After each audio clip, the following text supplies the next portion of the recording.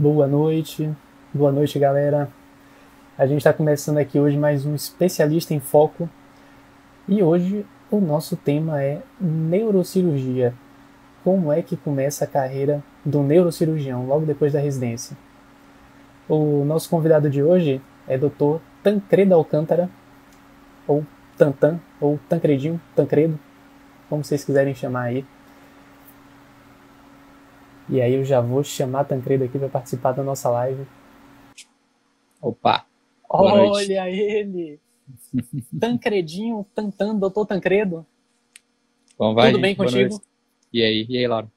O doutor Tancredo, Tudo ele bem? não é só neurocirurgião, ele é também um membro da família, né, Tancredinho? Tancredo, para quem não sabe, é casado com minha irmã, ou seja, ele é meu cunhado, né? Que é Eu o acho que membro da ele é... família mais querido, né? já diria o Faustão, né? Ô, louco, meu! O cara é mais querido da família, meu! Tancredinho, pra gente começar aqui nossa conversa, muito obrigado por ter aceitado o convite e estar aqui hoje com a gente do Foco Cirúrgico. Hoje a gente quer destrinchar, velho, como é que é a neurocirurgia, como que é a inserção no mercado da neurocirurgia logo depois da residência. Só que esse vai ser o filé da nossa conversa. Antes eu queria começar a conversar contigo. Primeiro, eu queria que você se apresentasse, que você contasse aí para todo mundo quem é Dr. Tancredo, o que é que você faz, de onde você veio, onde você fez sua graduação, por quê, e enfim. Nasceu aqui em Salvador, não nasceu? Conta aí pra gente, vai. Pronto, então, vamos lá. Boa noite, gente. Meu nome é Tancredo Alcântara Júnior. Meu pai também se chama Tancredo, então eu sou o Tancredo Júnior. O áudio tá bom aí? Tá tranquilo? Show de bola. Pronto. Sou baiano, nascido no interior da Bahia, numa cidade chamada Guanambi, cerca de 90, 100 mil habitantes, no sudoeste da Bahia, próximo à divisa com Minas Gerais, então, quase mineiro. Quando eu tô em Salvador, dizem que eu não tenho sotaque de baiano, quando eu tô em Minas, dizem que eu não tenho sotaque de mineiro, então é ali o limbo da Bahia. Eu vim para Salvador em 2008 para fazer o terceiro ano do ensino médio, o cursinho. E aí entrei na faculdade de medicina na Baiana, em 2009. Terminei a faculdade de medicina em 2015. E aí eu fui fazer minha residência. Aí eu ia chegar num ponto aqui que eu não sei se vai ter, se tá no roteiro da nossa conversa, que é como que eu escolhi isso, mas basicamente é isso. Ah, com certeza. Por sinal, pode já discorrer sobre isso. Como foi que você escolheu neurocirurgia? Não, então, geralmente, né, tanto neuroanatomia, neurofisiologia, a gente começa com neuro na faculdade. A maioria dos programas de ensino das faculdades de medicina começam com neuro, né? Então, o aluno de medicina, ele já começa com o Ângelo Machado, aprendendo aquelas primeiras questões, aqueles primeiros aspectos de neurofisiologia, de neuroanatomia. E eu acho que ali é um ponto crucial. Ou você se encanta, ou você passa a abominar a neuro de sua vida. Foi o meu caso, né? Eu abominei. Deus é mais Eu, aquilo ali. depois, assim, foi bem tardio que eu me lembrei disso depois, mas eu lembro que é um pouco do meu perfil. Se alguém cria um desafio ou uma dificuldade, aí é que eu encaro mesmo e tento resolver. E eu lembro de uma professora de neuroanatomia que a gente estava falando de anatomia de tronco encefálico. Assim, imagina, para um aluno de primeiro ano de faculdade, a complexidade que era aquilo. E eu fiz uma cara assim, olhei para um tronco e fiz uma cara assim meio estranha. Ela falou assim: tá achando difícil? Dá tempo de desistir. E aí eu lembrei disso, isso foi no primeiro semestre da faculdade. E eu lembro disso. Eu tinha vontade de encontrar ela agora, entendeu? Ela assim, poxa, É, tô aqui agora, entendeu? E foi uma influência, foi um incentivo. Foi um incentivo para eu correr atrás do que eu decidi por fazer depois.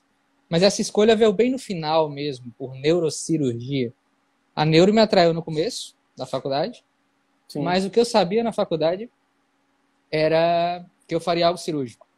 Eu tinha isso em mente desde o começo de que seria algo cirúrgico. Eu tenho uma família de médicos e meu pai é cardiologista, então é um médico clínico. Eu via a rotina dele, eu gostava da medicina apresentada por ele, mas eu não gostava muito da rotina, do dia a dia da vida dele em consultório. Isso não me atraía muito. Apesar de eu ter atração pela medicina, a rotina que ele levava não me atraía muito. E eu sabia, eu tinha isso em mente que seria cirúrgico, sim. Fui levando a faculdade, sim. e aí, ao final da faculdade, mais lá pro último ano, próximo daqueles opcionais, eu comecei a fazer opcionais pela faculdade em áreas que eu poderia fazer, e como eu não tinha tempo de fazer todos os opcionais que eu queria, eu conversava com algumas pessoas da área. Na época não existia o foco cirúrgico, né, para ajudar a gente. E Tá. aí eu conversava com algumas pessoas da área, das áreas que eu tinha interesse. Eu lembro que eu fiz uma Sim. opcional em anestesiologia e em neurocirurgia. E aí conversei com as áreas cirúrgicas, conversei com cirurgião plástico, acompanhei, assisti, conversei com torácico, conversei com urologista. E quando eu passei um mês e meio ali no meu opcional de neurocirurgia, aquilo me atraiu e eu decidi por fazer aquilo mesmo, ali no finalzinho da faculdade. Sim.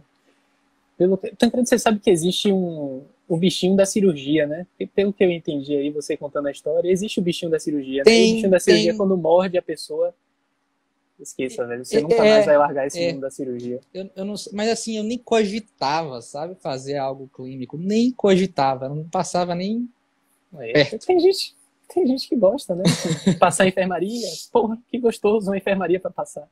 Enfim, realmente, quando o bichinho da cirurgia morde, velho, esqueça, já era. E aí você uniu o Verdade. neuro com o bichinho da cirurgia, e aí optou por neurocirurgia, obviamente que procurou saber como é que era antes, né? Não tinha o foco cirúrgico para te dar as informações Não todas tinha. mastigadas, mas enfim, Não, você não foi correu tão fácil. atrás, descobriu, e vem cá, rapaz. Você fez residência onde foi mesmo? Na Santa Casa de Belo Horizonte. Santa Casa de Belo Horizonte. Por que Santa Casa de Belo Horizonte? Lauro, a Santa Casa, depois que eu entrei lá, que eu percebi que tem eu não sei, um atrativo pelo Nordeste brasileiro. O Nordeste adora a Santa Casa de Belo Horizonte. E mas tinha um nome, o nome da Santa Casa chegava na Baiana e chegava aqui em Salvador, assim, antes de qualquer outro serviço do Brasil, assim, era um lugar era a minha primeira opção quando eu me inscrevi, e óbvio que depois eu me inscrevi em vários outros, porque são pouquíssimas vagas em cada serviço, então você não pode se dar o luxo de fazer uma prova só e pronto. Sim, Mas chegava com um renome aqui, que eu acho que muito pelo chefe, pelo ex-chefe de lá, falecido, o Dr. Atos Alves Souza, que é um neurocirurgião que dentro do meio neurocirúrgico e até fora dele é conhecido tipo no mundo inteiro. Ele faleceu em 2013, sim. mas eu entrei lá em 2016. Então assim, eram histórias e histórias e histórias sobre ele que não acabavam mais, e tudo que a gente fazia era baseado no que ele fazia, e a gente saía de lá, ia para outros serviços, as pessoas falavam dele. Então eu acho que foi um pouco dele ter difundido o nome da Santa Casa de Belo Horizonte aí. E isso Sim. me atraiu. Chegou a mim de alguma forma e isso me atraiu.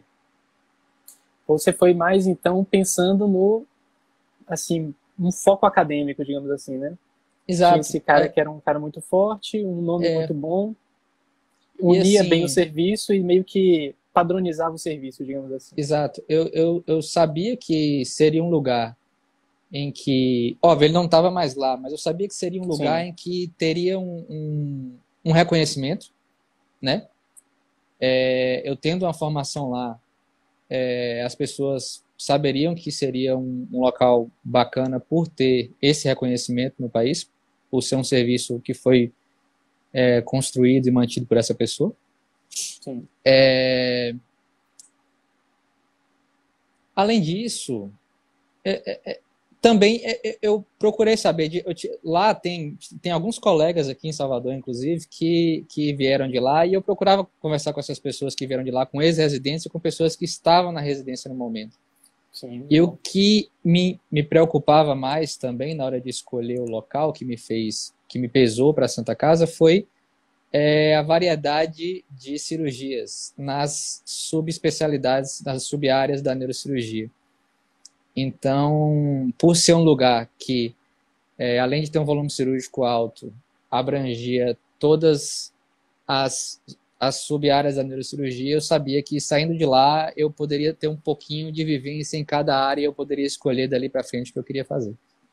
Faz entender. Então, esse foi um fator importante também. E também conta a proximidade, mas isso foi o de menos na escolha. Então, você falou um negócio aí que eu não tinha muito. Nunca me atentei muito nas sub-áreas da neurocirurgia. Né? Primeiro, assim, pra gente se localizar aqui, tem muita gente que está bem por fora mesmo, velho. Quantos anos dura a residência de neurocirurgia? Você precisa fazer alguma coisa antes? É só neurocirurgia? Você faz alguma coisa depois? Como é que funciona? A residência de neurocirurgia é uma residência de 5 anos.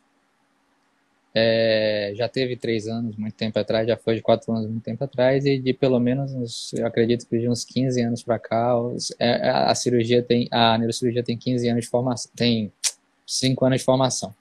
Graças a Deus, Isso, 15 anos isso, 15 anos é demais. No Brasil, acho que fora, nos Estados Unidos, se não me engano, são 7 anos, enfim. Ô, louco. Mas no Brasil são 5 anos. E é uma especialidade de acesso direto.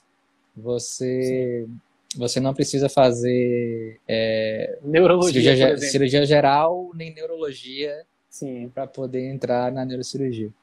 sim, O que acontece é que, na grande maioria dos serviços, não em todos, o primeiro ano da residência de neurocirurgia ele é focado para neurologia. sim, Então, o R1 da neurocirurgia, em muitos locais, ele é como se fosse um residente da neurologia, exclusivo da neurologia. Em outros locais, ele tem boa parte de sua carga horária na neurologia, mas ajuda nos sobreavisos e finais de semana da neurocirurgia, como se fosse um plantonista da neurocirurgia, mais residente da neurologia. sim. E em outros locais, como lá na Santa Casa de BH, o R1, ele era responsável da parte de enfermaria, ele era responsável pela enfermaria de neurocirurgia. Então, ele lidava com pré- e pós-operatórios neurocirúrgicos. E na parte de ambulatórios é que ele ficava na neurologia. Então, como lá a parte ambulatorial de neurologia era muito forte, tinha várias subespecialidades também de neurologia na parte ambulatorial, o R1 ele ficava em acompanhamento com a neurologia apenas nos ambulatórios, geralmente no turno da tarde. Mas, de todo modo, de modo geral, os R1s da neurocirurgia sempre têm uma vivência maior em neurologia. Entendi. Mas não faz outra prova, direto. Sim. Então você pega uma base, assim, da clínica neurológica boa, né? Isso. Assim, obviamente que para você deve ser fácil, mas eu acho que é uma das coisas mais difíceis que existe na medicina. Essa base da clínica neurologia.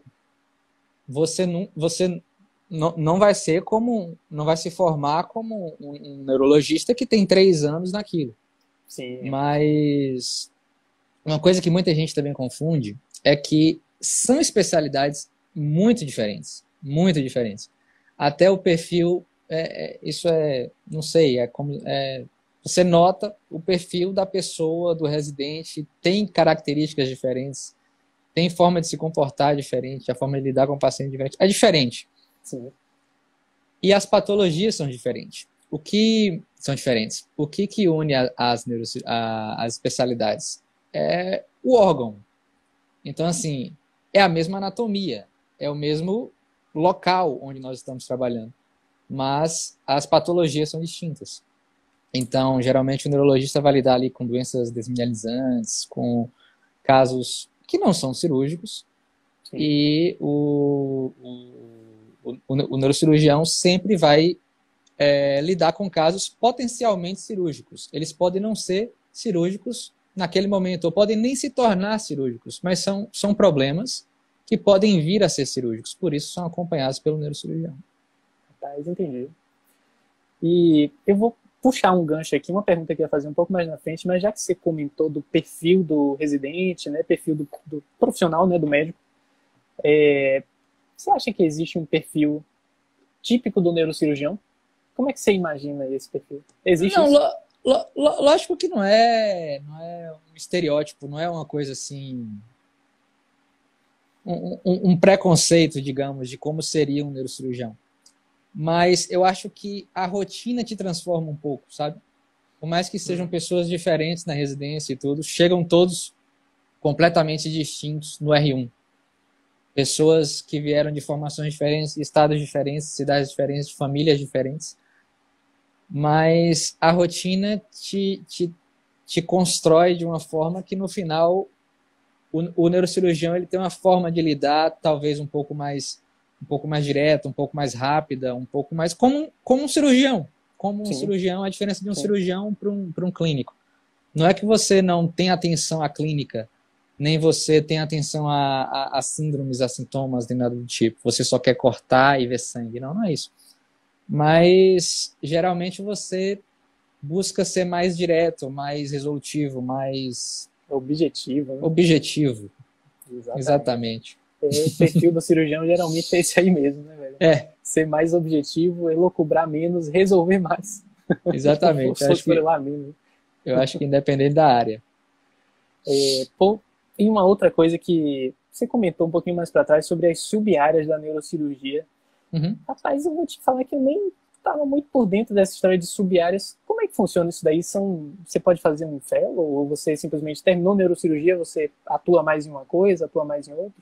Assim, como é que funciona isso daí? Explica isso aí. A maioria você ou por algum ano a mais de experiência acompanhando um serviço, mas existem fellows que seria a forma ideal de você fazer uma subespecialidade neurocirúrgica, né? Não chega a ser uma área de atuação, mas você existem as principais na neurocirurgia seriam, né?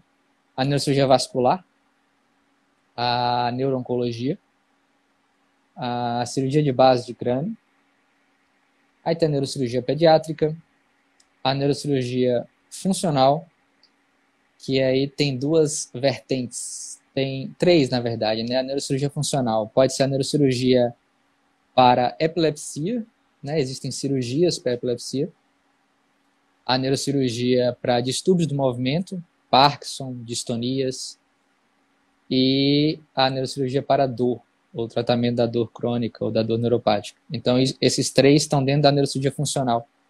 A maioria dos fellows de neurocirurgia funcional, eles ou fazem epilepsia ou fazem movimento e dor. Geralmente são divididos dessa forma, mas tudo é neurocirurgia funcional.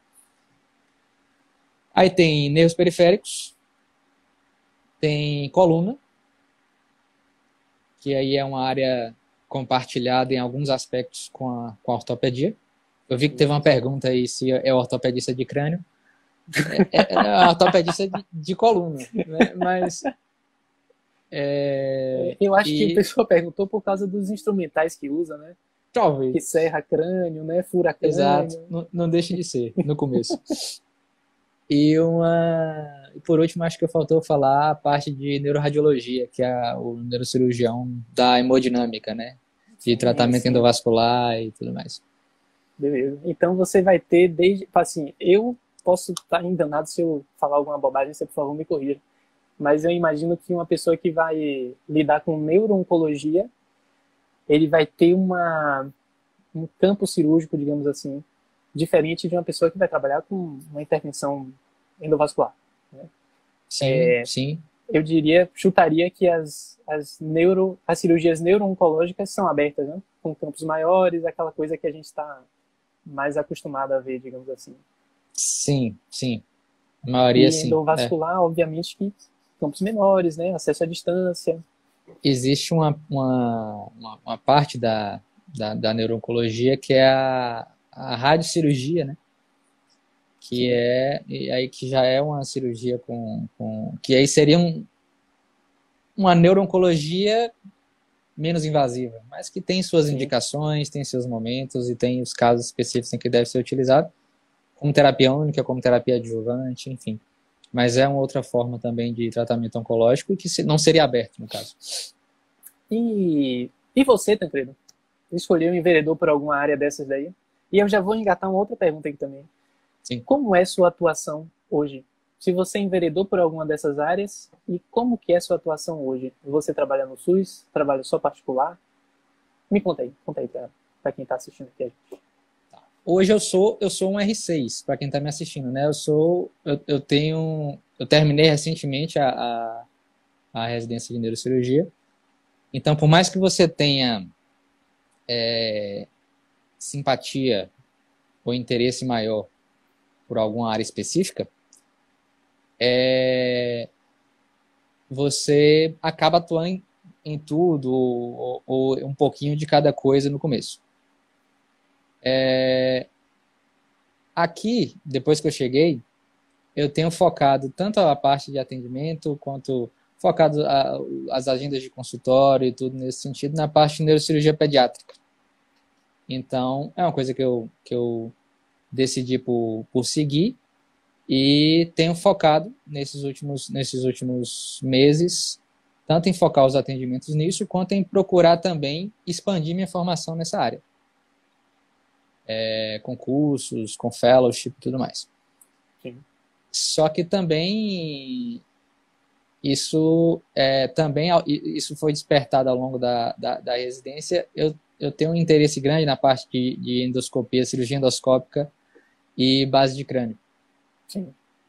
Então, eu busco conciliar essas duas coisas no momento da minha formação e tento ainda me formar e me especializar e crescer mais nessas duas áreas daqui para frente.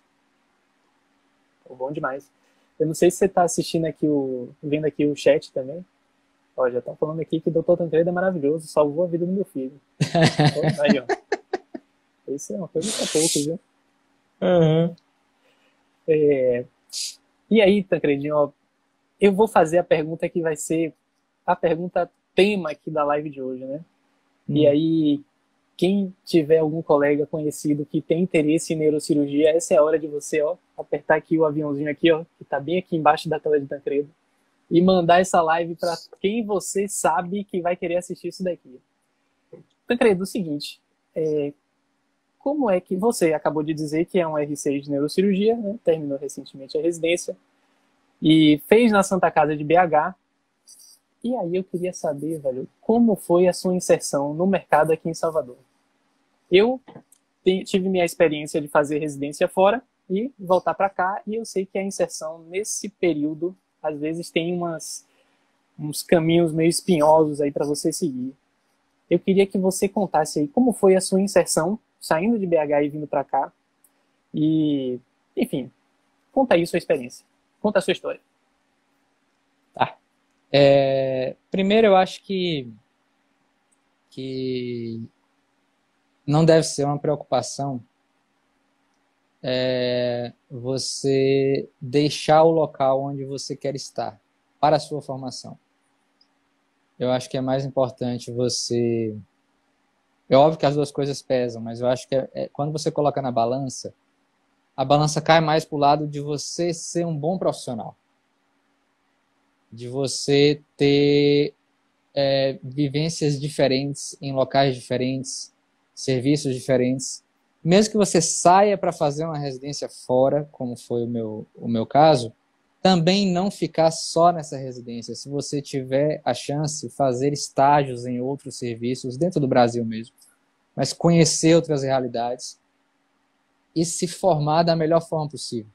Se você quer ficar em sua cidade, você também pode fazer a residência na sua cidade, mas não os 5 anos na sua cidade, consiga algum tempo, algum período de estágio, alguns meses, para conhecer outros serviços da sua cidade ou fora do Brasil, se tiver tempo. Mas só de você fazer um tour pelo Brasil, ou conhecer alguns outros serviços, um, dois, no máximo, não sei, na área que você tem mais interesse, já tira aquela trava que fica na sua mente de que o seu serviço é tudo e que aquilo, naquele lugar onde você se formou, é como é feito e é como deve ser feito, é como é feito no Brasil inteiro. Porque não é. Cada serviço tem uma rotina, cada lugar tem uma rotina, e um nem sempre está mais certo do que o outro, ou mais errado do que o outro, mas se você viu os dois e conhece os dois, você escolhe o melhor para você. Então, eu acho que isso é uma coisa importante. Eu decidi, como eu falei lá no começo, ir para fora, porque eu tinha essa impressão. Eu tinha essa impressão da Santa Casa. Acho que eu fiz 9 provas. Eu passei no primeiro ano que eu tentei, mas eu fiz 9 provas nesse ano que eu tentei. E eu acho que eu passei uma ou duas em São Paulo e passei em outras em BH. E aí, como uma das que eu passei foi a Santa Casa de BH, e eu já tinha ela como minha primeira opção, foi a que eu fiquei. E só que eu procurava, o que eu acho que é importante, você não se desligar completamente da sua cidade, ou do lugar destino onde você quer ficar. Se você não tem lugar destino, não tem vínculos, não tem raízes, não tem nada, dê o seu máximo naquele lugar, aproveite aquele lugar e talvez o próprio lugar te absorva. E se você não tem nada a perder, não tem por que você não investir o máximo naquele lugar onde as pessoas já te conhecem. Mas se você tem motivos para voltar para a sua cidade ou para algum lugar específico, o que eu acho que é bacana, que foi o que eu tentava fazer, nos períodos de férias, nos períodos entre entre um ano e outro de residência, ou num período de férias, ou numa semana específica, ou num final de semana que eu viajava, eu procurava acompanhar ou visitar ex-residentes já formados que estavam aqui em Salvador e que tinham, inclusive, por eu ter essa oportunidade, né, tinham vários ex-residentes da Santa Casa de BH já trabalhando aqui em Salvador. Então eu vinha, acompanhava, mantinha contato, conversava. E na época da faculdade também eu acompanhei alguns neurocirurgiões. Um deles também abriu várias portas para mim aqui quando eu cheguei. Que foi um neurocirurgião que eu acompanhei, eu acho que eu era 3º ou 4º ano da faculdade. Eu falei que eu decidi no 6º ano, ou seja, eu não estava nem certo do que eu queria. Sim. E eu acompanhei e criei esse contato, e tive esse vínculo, e fui fazendo contatos e conversando. E sempre que tinha um intervalo na residência, alguma coisa, eu vinha aqui, ligava, tô em Salvador esse final de semana, vai ter alguma cirurgia agora? Tem uma amanhã, posso ir assistir? Posso, ia lá. Conversava sobre o mercado, conversava nesse período, aproveitava e conversava sobre... botaram aqui embaixo, foi exatamente o Dr. Jailton que me recebeu muito bem aqui. Olha. Eu acompanhei muito obrigado, Dr. Jailton. Né? Eu me acompanhei no período da faculdade e depois quando eu voltei. Sim. Então, eu acho que você deixou aí agora uma dica de ouro, viu? Não sei se você se tocou, mas você acabou de deixar uma dica de ouro, né? Para quem vai fazer residência fora. Assim, primeiro de tudo, né? Foque na sua formação. Tenha a melhor formação possível. Conheça outros serviços, seja fora do seu estado, seja fora do seu país. Você mesmo teve uma experiência fora do Brasil, não foi? Tive sim. Você foi para onde mesmo? Me lembro. Na período de faculdade ou da residência? Da residência. Da residência, foi no R4. Aí foi os escapes que eu falei da residência. Eu vou falar exatamente isso aí. No R4, eu já estava meio que psicologicamente saturado da residência. E ainda tinha 1 ano e meio. E assim, aí eu pensei, eu tinha a oportunidade, a minha residência me dava a oportunidade de fazer um estágio opcional, que eu poderia escolher um lugar para ir fazer. E aí eu resolvi fazer um estágio em laboratório de anatomia em São Paulo. Eu fui para a Beneficência Portuguesa, em São Paulo, num laboratório de dissecção de anatomia. Que foi maravilhoso, porque além de me dar uma vivência de anatomia, que eu acho que todo cirurgião, não só neurocirurgião, mas todo cirurgião tem que ter. Eu acho que assim, cirurgia é 90% anatomia e o resto é você conhecer a patologia, conhecer o tratamento e tudo. Então, assim, você precisa muito saber a anatomia. E aí, além de me dar essa vivência, esse laboratório foi um lugar que me deu contatos, mas me deu muitos contatos. Me deu contatos com outros estagiários que estavam lá de fora do país, Bolívia, Colômbia, Peru, Argentina, Líbia, e me deu contatos no próprio serviço, no próprio laboratório, me gerou publicações pelas dissecções que foram feitas lá, então assim, me gerou publicações, a publicação tinha vínculos internacionais, então tinha vínculos com os Estados Unidos, me gerou contatos com neurocirurgiões dos Estados Unidos, então só em um pequeno período que eu resolvi sair do meu ninhozinho ali, que era a Santa Casa de BH, isso expandiu de tal forma que foi sensacional. E aí o período internacional que você comentou foi porque eu tinha um interesse inicial em fazer aquela parte de neurocirurgia funcional. Sim. Que a gente tem uma vivência boa de neurocirurgia funcional, principalmente na parte de distúrbios de movimento lá na Santa Casa de BH. E aí eu optei por ir para Toronto. Eu fiz um estágio de 1 mês e meio para 2 meses, mais ou menos, em Toronto, no serviço do Toronto Western, lá de Lausanne, que é uma referência em neurocirurgia funcional na parte, principalmente, de distúrbios de movimento. Então, foi um período que eu passei lá também e me gerou outros contatos lá, canadenses, turcos e mais assim. Então, assim, eu acho que é o principal. Você não achar que a forma que aquelas pessoas no serviço que você faz é a melhor ou a única, é você simplesmente se permitir ver outros lugares. Então, eu acho que sair... Vira um profissional mais versátil, né? Pelo que eu tô Exatamente. entendendo. E aí você consegue escolher, porque você tem mais opções sim. do que você vai fazer. Sim. Acho que eu fugi um pouco da resposta que você perguntou, não foi? Aí depois... Não, foi. É isso foi mesmo. Isso aí mesmo? E você foi lá para Toronto, foi para São Paulo, enfim, conheceu outros serviços. Além de você ter saído de Salvador, né? Que é onde você atua hoje, é onde você fez faculdade, você foi para outro estado, fez residência lá. Do outro estado que você estava, você foi para outro estado ainda, trabalhando no laboratório, enfim, e ainda foi para outro país para conhecer mais, né, expandir os horizontes, sair da zona de conforto. E a outra dica de ouro que você deu também foi não toque fogo nas suas raízes, né? Você manteve sempre uma raizinha aqui em Salvador, um pezinho aqui. Cara, um pezinho em Salvador, porque você já imaginava que ia voltar para cá, né? Que ia atuar aqui. Exatamente. Tancredo, e aí eu vou te fazer uma pergunta uma pergunta protocolar, mas que talvez a resposta você já até tenha meio que pincelado aí. Existe um perfil típico de paciente da neurocirurgia? Ou os pacientes parecem ser, para mim, os mais diversos aí, né? Você falou de neuropediatria até, sei lá. Conta aí para mim, vai. Esclarece isso daí. Exatamente. Como é uma área muito ampla, eu acho que tem paciente de todo tipo. Então, assim,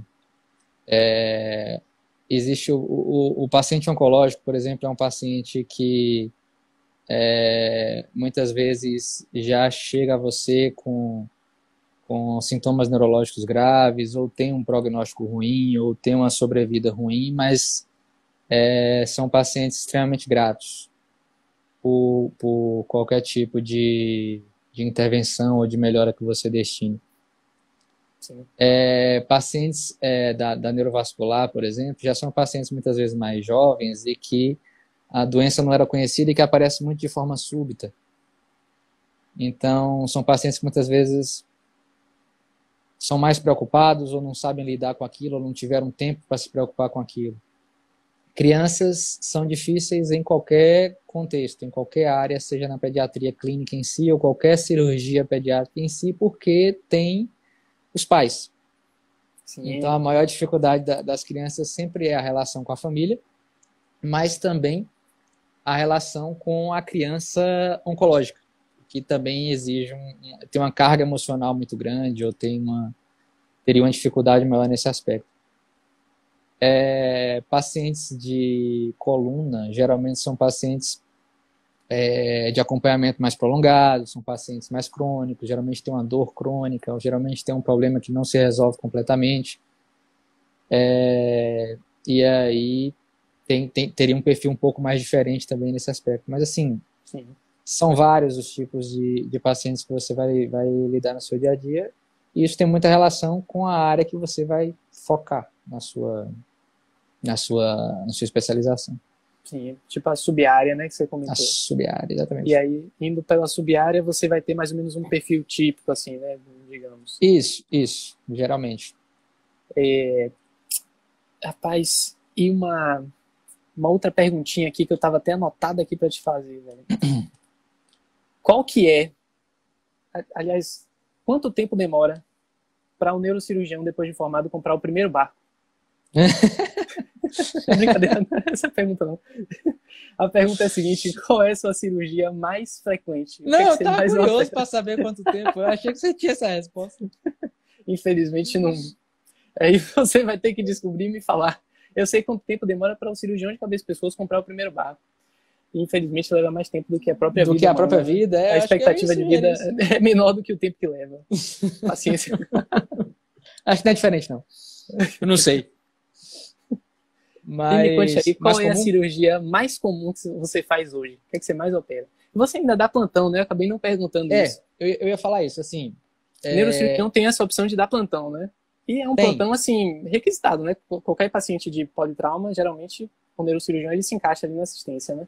tem, é uma E aí, oportunidade boa. Acaba sendo um bom começo, pelo menos. Não sei se isso define. Só contar uma história. Você vê a importância de você sair um pouquinho, né? Tem sim. 2 feras aqui em casa que resolveram brincar agora. A Mostra importância aí. de você. Cadê? Ô, louquinho, essa fera aí, Ô, meu. Louquinho, quem sabe faz ao vivo. Olha aqui. Olha as feras São aí, dores. meu. Essas feras tem Instagram também, que eu tô ligado. Tem, depois a gente marca aí nos comentários. Excelente. Sim, então. Uma curiosidade, a importância de sair um pouco e de se dar essa chance de ver outras coisas, né? Que foi, no final da R5, eu resolvi fazer um curso em Barretos, um curso de base de crânio e endoscopia, em Barretos. E de lá saiu meu primeiro emprego. Acho que era final de novembro para dezembro da R5, ou seja, ainda tinha pelo menos 4 meses de residência. E aí de lá chegaram para mim e falaram assim, não, porque você está voltando quando? Tal dia, vai precisar de um plantão, de alguém para cobrir uma escala de emergência, de um plantão de emergência. Era numa cidade no interior, Sim. mais próximo a Salvador, e que seria o meu primeiro pé de meia quando chegasse em Salvador. Então, assim, eu saí para fazer um curso, e depois eu comecei a trabalhar, paguei meu curso e foi o que me deu a minha primeira renda quando eu cheguei de volta em Salvador, sabe? Sim, sim. Então, a importância de você se permitir conversar com outras pessoas e estar fora do Pô, perfeito. seu E te cercadinho ajudou, ali. isso. Ainda te ajudou no retorno, né? Na inserção da reta final. Exatamente. E assim, tem essa parte da emergência do neurocirurgião é uma coisa bacana, porque toda grande emergência, todo grande politrauma e tudo, tem um neurocirurgião. E precisa de um Exato. neurocirurgião. E é uma especialidade que te permite te dar um pouco mais de conforto na emergência. Não pode nem falar muito isso perto de um cirurgião, porque é Um afogado. pouco, Não é. um pouco, bicho. O neurocirurgião vai Afogado. resolver coisa que nenhum cirurgião imagina que vai resolver. Mas tipo, a gente não é porta. A gente, Sim, em quase nenhum lugar, a gente lida com o paciente na chegada. É o clínico ou o cirurgião geral. E o neurocirurgião, ele é interconsultor. Então, geralmente ele é chamado em casos sim, específicos. Então, isso diminui bastante a demanda do neurocirurgião na emergência. E ainda tem a grande demanda da neuro na emergência, que é clínica. Por exemplo, AVC. Então, assim, sim. chega um paciente com sintoma de AVC em janela, afásico, hemiparético, hemiplégico, ele é visto pelo neurologista. E o neurocirurgião, ele só é acionado se faz uma tomografia e tem sangue na tomografia. Então, assim, isso já diminui bastante a demanda do neurocirurgião na emergência. Então, assim, é uma área bacana para se trabalhar no começo, porque você consegue, ajuda um pouco nesse começo de carreira, e tem muito lugar. Sim. Então, acaba que tem muita essa disponibilidade.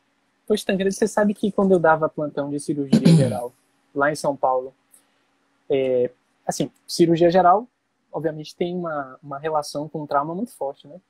E sempre que chegava um paciente politraumatizado, eram acionadas 3 equipes imediatamente, que era cirurgia geral, ortopedia e neurocirurgia. E todos os 3 tinham que dar parecer no paciente. Para você ver, assim, como muda, né? Tipo, aqui em Salvador, você já viu isso acontecer? Eu nunca vi. Nunca dei muitos plantões de cirurgia geral. Com que também, chegava inicialmente? Inicialmente. Chegou o paciente de politrauma, rolavam as 3 equipes ali para poder dar o parecer sobre o paciente. Não, realmente aqui, nem próximo, nem em cidades próximas, nem aqui, eu não vi. Olha, até mesmo no... tem gente brigando ali. Até mesmo em Belo Horizonte, se eu não me engano, também não era assim, quando eu dava... Mas realmente é um conforto. Para o neurocirurgião... E aí, você acabou que não falou, pô, qual que é a cirurgia mais frequente? Tirando o trauma, né? Sim. Porque no trauma, o que você mais faz é drenar hematoma, sejam hematomas suburais crônicos, agudos, que você tem que fazer só furinhos ou mini craniotomias, ou você faz uma craniotomia descompressiva grande, que é uma cirurgia que vai demandar um pouco mais de tempo. Eu não tô no estúdio, né? Vamos lá. E aí... Vamos comer essa fera aí, meu! E falando de eletiva, a principal demanda em consultório, né, é do lombar, do cefaleia e do lombar. Sim. E aí acaba que vai ser a maior demanda também de cirurgia eletiva, principalmente no começo, cirurgia de coluna. Sim. Então, você opera mais coluna que crânio eletivamente quando você começa um consultório de neurocirurgia. Então, para quem faz neurocirurgia e não gosta de coluna, é bom gostar um pouco. Só recapitulando aqui que o latido do cachorro me desconcentrou um pouco. Então, as mais frequentes no consultório, coluna, e no plantão, drenagem de hematoma subdural? Exatamente, drenagem de hematoma. Drenagem ou DVE, de hematoma. ou a famosa DVE, né, que é a derivação ventricular externa. Que nada mais é do que você colocar um catéter dentro do ventrículo. Você sabe que quando eu estava na residência de cirurgia geral na Unifesp, né, eu rodei na neurocirurgia, a gente roda lá, são 2 semanas que roda na neurocirurgia. Não, assim, eu via o pessoal fazer as coisas lá, não fazia nada. Eu concordo com a pessoa que perguntou se a neurocirurgia é ortopedia do crânio, porque realmente, rapaz, tem sua semelhança. Era uma coisa que me entediava um pouco. Hoje eu gosto do acesso. O acesso é interessante por conta daquela questão da anatomia que a gente comentou no começo. Mas era uma coisa que me entediava quando eu assistia cirurgia, quando eu assistia neurocirurgia no começo. É porque o cirurgião geral chegava lá, abria a barriga e pronto, estava lá o que precisava mexer. Sim. O neurocirurgião era tipo assim, 2 horas para chegar no cérebro, e aí era um enrola. Mas isso passa a fazer muito mais sentido e a ser muito mais prazeroso quando você entende o que você está fazendo ali, o porquê. Quando você planeja aquele acesso, não é simplesmente fazer uma rodinha no crânio e abrir um espaço para chegar no cérebro. Posição é planejada, a direção de onde você vai é planejada, a área do crânio onde você vai mexer é planejado de acordo com o que você quer alcançar na parte de dentro. Então, a coisa fica mais interessante quando você entende o porquê de você estar fazendo aquilo, e aí você começa a curtir a cirurgia desde a incisão da pele até chegar no cérebro. Porque cada etapa passa a ser legal, entendeu? E você vê que detalhes que, assim, fogem totalmente de quem não conhece, né? Eu, sei lá, nunca tinha pensado nisso. Esse planejamento do posicionamento, imagina, né? Planejar posicionamento, porque, planejar incisão, onde você vai abrir o crânio, né? Enfim. É o que a gente fala, muita gente fala que cirurgia minimamente invasiva em crânio é aquela que você menos mexe no cérebro. Sim. Então, o cérebro tem neurônio, o osso não. Então, se você precisar tirar uma parte grande do osso, ou se você precisar drilar uma parte grande do osso, para que com isso você mexa menos no cérebro, faça isso, entendeu? Então, assim, Sim. o acesso é a cirurgia. O mexer no osso também é a cirurgia. E eu quando eu assistia, eu ia interno assistir o neurocirurgião operar, eu ficava esperando chegar no cérebro, porque era o que interessava. E o cara tá fazendo a cirurgia ali dele desde o começo. Sabe? Sim. Poxa, Tancredo, eu vou puxar aqui, eu estava olhando aqui algumas perguntas que foram feitas na caixinha de hoje, né? Além dessa da ortopedia. Tem umas aqui, vamos lá. Tem uma pessoa que se diz aqui atraído pelos desafios e complexidades da neurocirurgia. E aí pergunta quais são os pontos negativos da especialidade. Você consegue, assim... O que você enxerga de ponto negativo? Vai lá, descasca aí a neurocirurgia. Vai, chuta o balde agora, velho. Pontos negativos. Eu via outras especialidades e quando acontecia de um paciente ficar muito grave ou de algum paciente a óbito, era uma raridade. Era um evento, aconteceu isso, porque isso. E, infelizmente, é muito mais frequente na formação do neurocirurgião você lidar com óbito e com pacientes muito graves e sequelados. Sim. Agora, existe um preconceito nisso aí, porque não é, a grande maioria das vezes, não é a gente que faz isso. A patologia tem essa gravidade. O paciente, ele chega com essa gravidade. E ele já se apresenta, muitas vezes, com uma doença muito grave. E por mais que você interrompa o mecanismo daquela doença, por mais que você tente quebrar o mecanismo daquela doença para que ele não piore, muitas vezes aquilo que já foi adquirido você não consegue reverter. E aí, eu acho que é um fator, um aspecto difícil da formação neurocirúrgica e da carreira do neurocirurgião lidar com pacientes graves, com sequelas graves e com óbito. Sim. A outra coisa, o mercado é uma outra dificuldade, mas tomando todos esses cuidados que a gente conversou, eu acho que é uma coisa que dá para você tentar driblar. Mas é uma área que ainda é bastante fechada e com grupos que ainda fecham muito os principais atendimentos. Então, assim, o importante é fazer aquilo que a gente conversou. O importante é você manter o seu contato, manter a sua conversa, estar sempre disponível, presente. Uma coisa que pode acontecer é de muitas vezes no começo você ter que estar disponível sem pensar muito em remuneração. Você ter que estar disponível. Você se apresentar, você auxiliar, você cobrir alguém que pediu, porque não necessariamente aquilo vai te dar um retorno financeiro, não necessariamente aquilo vai... Enfim, esse não pode ser seu objetivo. O seu objetivo tem que ser estar disponível. Estar disponível para ajudar uma equipe, estar disponível para ajudar um colega, porque é essa equipe, é esse colega que vai te dar o espaço, que vai te ajudar, que vai saber que você é aquela pessoa que eles contaram que agora eles vão te oferecer algo que possa ser benéfico a você para te dar um retorno. Mas eu acho que isso é uma outra dificuldade, né? Essa questão da inserção. Mas com os cuidados, isso pode ser driblado. São dois princípios, assim, você falou de dois princípios psicológicos que são muito bem estabelecidos. Né? Um é da familiaridade. E assim, a gente já até tratou sobre isso aqui no Ajustando o Foco. Quem não viu, tem um vídeo aí algumas semanas atrás. É muito mais lógico, muito mais esperado, muito mais óbvio que você entre numa equipe que te conhece. Sim.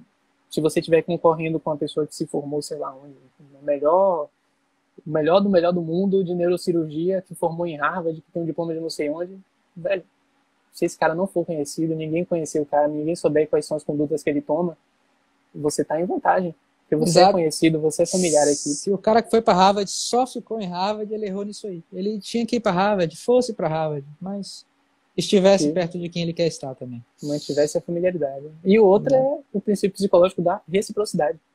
Se você ajuda alguém, assim, vá lá. Pode ser que você não ganhe nada em troca. Mas existe uma tendência que você, em algum momento, vai ganhar alguma coisa. Né? E isso, assim, Se isso você não foge, na ajuda, é que verdade... você não ganha mesmo. Exatamente. Perfeito. Se você não ajuda, é que você não ganha mesmo. Isso, às vezes, né, essa questão do, pô, aquela pessoa é meio ingrata, isso foge um pouco do nosso controle, né? Mas a tendência é que se você ajudar alguém, aquela pessoa vai ficar em dívida com você. E um dia vai te retribuir, né? E isso acontece com a cabeça da gente, independente da gente pensar sobre isso ou não, né? E aí já vou puxar aqui uma outra... Tem uma pergunta aqui interessante. Na verdade, não é nem uma pergunta, é mais uma afirmação, né? É uma pessoa que disse que cogitou neurocirurgia, cogitou, só que achou muito tempo de residência. E aí, rapaz, são 5 anos, né, de residência. Pois eu estava pensando aqui, além dessa pergunta, afirmação, e pensando aqui comigo, né, para fazer hoje cabeça e pescoço, vamos lá, cabeça e É isso que eu ia pescoço, falar. né? Cirurgia geral, são hoje em dia, vai virar 3 anos, né, ainda tem a opção de 2, mas vai virar 3, no futuro próximo não vai ter mais a opção de fazer por 2 anos. Você pode fazer cirurgia geral ou otorrino, 3 anos de cada. Cabeça e pescoço são 2 anos, são 5 anos de formação. E aí? Eu acho que ficou empatado, né? Eu acho que tempo não deve pesar. Será que as pessoas estavam Tem pensando na quebrada de ar, né? Porque assim, você faz residência de cirurgia essa geral, sua, a otorrino, depois respirada você no meio. muda, dá uma respirada, troca É. de equipe, você chegou no quarto ano e já estava meio de saco cheio, né? É isso, só que eu não sei se Realmente isso quando é você tão daria a legal. respirada, né? Sim, Eu não diga sei aí, se isso diga é, aí. eu não sei se isso é tão legal. Eu acho que vocês da geral vão saber mais falar isso, mas não deve ser muito legal o CRM novamente. Não é legal você ir novamente. Exato. Assim, a residência de neurocirurgia é uma ascensão. E você chega no ápice do R5, que o R5 é melhor que o neurocirurgião. Ser R5, eu falo com propriedade, ser R5 é melhor do que ser neurocirurgião. Olha. Porque você opera muito mais, você opera todo dia, você tem milhões de casos bons, grandes, e você tem alguém atrás de você para ajudar se você errar. Sim. Você tem alguém para pedir Pegar na socorro, mão, né? Mostrar o para caminho. pegar na Aqui, mão e ó. Faça ensinar. Então, isso, faça assim, aquilo. na residência é só melhorando. Então, assim, eu acho que quando você faz uma área de geral que você tem que virar R1 de novo, não deve ser muito, deve ser muito agradável. Realmente, assim, você falou tudo aí, velho. Assim, você ser R1 de cirurgia geral, a gente vai até falar sobre isso um pouco mais pra frente.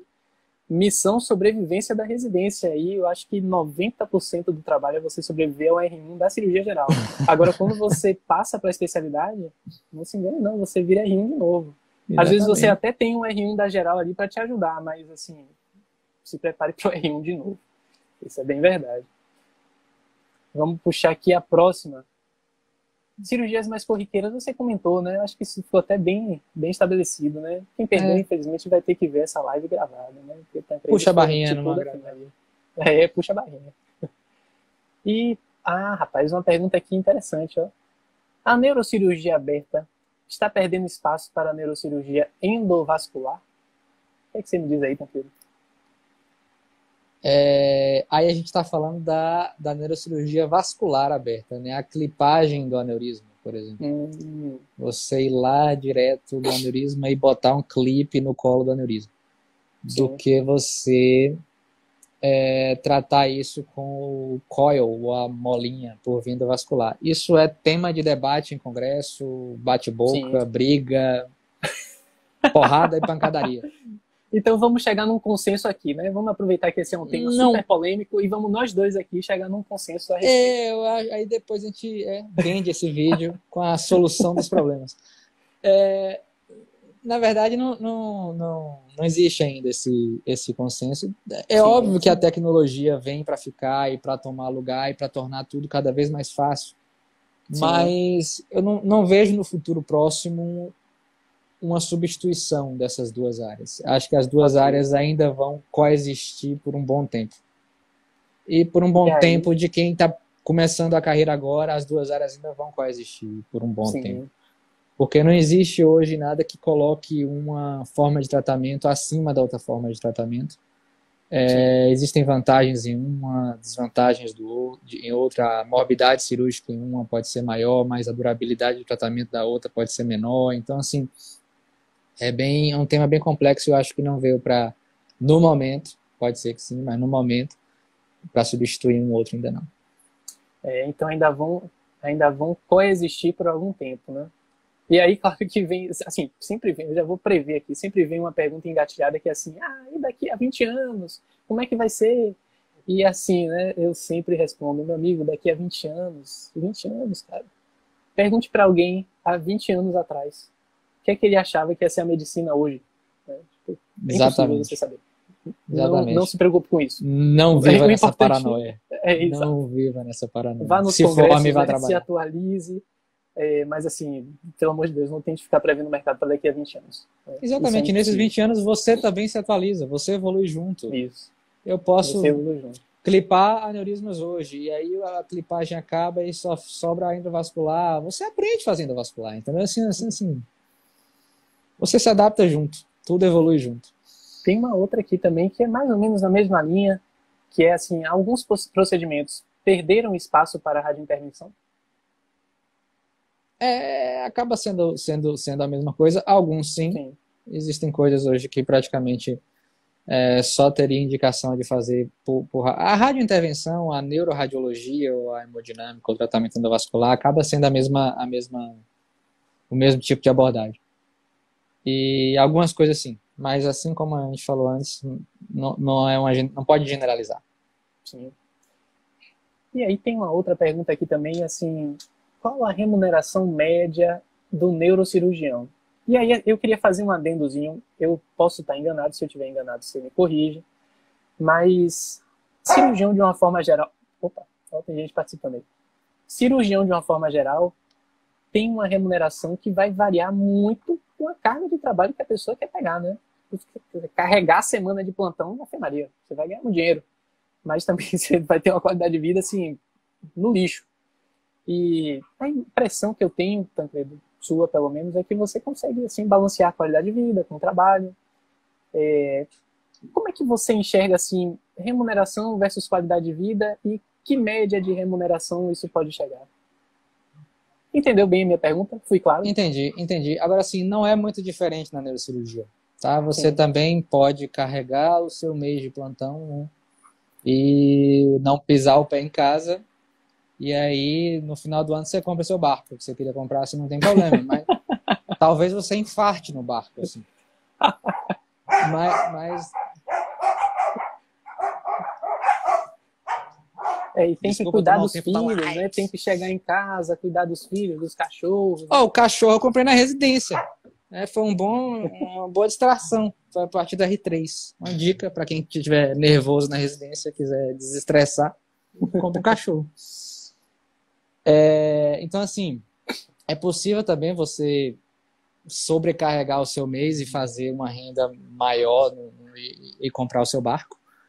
Mas o que te dá a sua remuneração no começo da formação, logo que você chega, realmente são os plantões. Sim. Então, assim, é o que vai dar boa parte da sua remuneração, 80% da sua remuneração. Sim. E o restante de consultório e cirurgia letiva, no começo é muito pouco. Óbvio, ninguém te conhece, você ainda não tem casos, resultados que atraiam novos casos. Então, assim, no começo você vai auxiliar muito, você vai ajudar muito outros neurocirurgiões, vai ter os seus casos que vão ser mais rarefeitos no começo, e conforme você vai fazendo seu nome, as pessoas vão te conhecendo, vão vendo seus resultados, uma pessoa indica a outra, Sim. E aí você vai invertendo essa proporção. E aí é que você melhora um pouco a sua qualidade de vida. Só tem que tomar cuidado para você não se empolgar com essa possibilidade de comprar um barco e enlouquecer dando plantão, e você vai acostumar com aquele estilo de vida, com aquela renda mensal, e vai viver nessa loucura eternamente, e aí realmente uma hora você endoida, você infarta. Então, se você consegue pouco a pouco inverter essa proporção entre urgência e emergência e suas cirurgias eletivas em consultório seria o ideal. Esse eu acho que é o meu objetivo e esse tem que ser. Acho que não, cada pessoa tem seu estilo de vida, mas eu acho que é a forma mais saudável de você trabalhar. Não, rapaz, assim, só uma coisinha assim, né? O pessoal deve falar assim, pô, velho, esses caras nunca falam de valor, pô, nunca diz assim, Número. quanto é 1.000, é 20 milhões? Nunca diz. Mas assim, velho, é simples. Descubra quanto paga o plantão de neurocirurgia em, sei lá, vê um hospital aí e pergunta quanto é o plantão de neurocirurgia e faz as contas, velho. Se você quiser carregar o mês de plantão, faz as contas. Vai ser o tanto de plantão que você der que você vai ganhar. Se você quiser descansar os finais carregar, de semana, exato. Descansar os finais de semana, aí você bota aí 20 plantões por mês. O tá mais tranquilo, importante... trabalhando só diurno, tá até tranquilo. Dá até para botar um noturno aí, e aí você aumenta. E aí você opera uma cirurgia de convênio. Aí dá uma olhada quanto é uma cirurgia de convênio. Tem tabelas de convênio com valores de cirurgia. E aí por aí vai. E o mais importante, na verdade, é saber o que você falou, né? O início, a inserção no mercado, você vai ter os plantões, que vão ser ali o que vão te dar um fôlego, digamos assim, até você começar a caminhar com os próprios pés no consultório, que seria o grande objetivo, né, digamos assim. Isso, para mim, é muito mais importante do que você saber quanto ganha na média um neurocirurgião. Porque realmente o quanto você vai ganhar como neurocirurgião vai depender demais do quanto você vai carregar a sua vida de plantão. Ou do quão bem você está estabelecido na especialidade, né? Quem tem mais tempo de especialidade geralmente ganha mais, porque já tem mais nome, já tem mais cliente, que você falou. Já tem um marketing de boca a boca melhor, né? Ou essas coisas aí que são muito mais importantes do que saber o valor, né? Quanto foi seu contra-cheque do mês? Esqueça. Não precisa nem falar. Pois é, Tancredo, e agora eu vou fazer uma pergunta meio protocolar. Pensando aqui que a gente tem um público muito grande de internos de medicina e de acadêmicos também, não só internos. O que é que você pensa que poderia ter feito de diferente na sua trajetória? Se você soubesse no internato, você teria feito. Tipo assim, você tem a chance hoje, digamos que Tancredo interno tivesse na sua frente, ou Tancredo acadêmico. Você teria a chance de falar para ele, velho, faça tal coisa. Terceiro ano, velho, faça isso daqui. Você teria alguma dica dessa? Eu acho que você não deve pular etapas. Por mais que eu já soubesse, eu soubesse, fosse meu eu do futuro voltando lá, eu não faria uma faculdade de medicina voltada para neurocirurgia. Sim. Até porque eu não iria passar em nenhum serviço de residência com conhecimentos neurocirúrgicos exclusivos, a não ser que fosse uma prova de neurocirurgia para eu responder. Então, não dá para pular etapa. Sim. A liga acadêmica é uma boa forma de você direcionar seu interesse em estudo, tá? Mas tem que ser um tempo destinado à liga e o resto do tempo destinado à faculdade. Então, assim, você tem que manter, na minha opinião, a sua formação geral. É extremamente importante a sua formação nas áreas básicas, nas grandes áreas, porque é isso que vai fazer a diferença na hora de você fazer a prova. Você pode saber fazer uma piterional, saber botar uma DVE, saber treinar hematoma no internato. Mas você não vai passar na prova de residência saber botar uma DVE. Eles não pedem para botar uma DVE. Sim. Então, eu acho que não pular etapas, manter a sua formação geral focada e ter um tempo para aquela sua área de interesse, um tempo dedicado àquela sua área de interesse, que pode ser um grupo de estudo, uma leitura de artigo semanal, uma liga acadêmica que vai ter uma reunião semanal focada naquela sua área de interesse. Sim. Que eu não fiz. Seria uma coisa que talvez eu faria. Eu fiz uma liga acadêmica de cirurgia geral.